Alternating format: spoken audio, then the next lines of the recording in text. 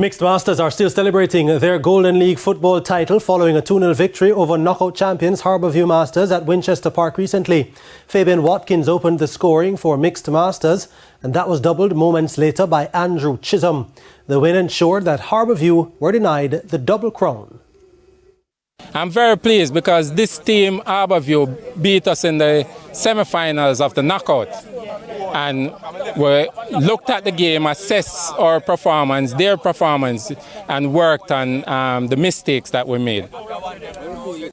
Fabian Watkins was named the MVP of the league, while Christopher Solomon was the MVP of the knockout competition.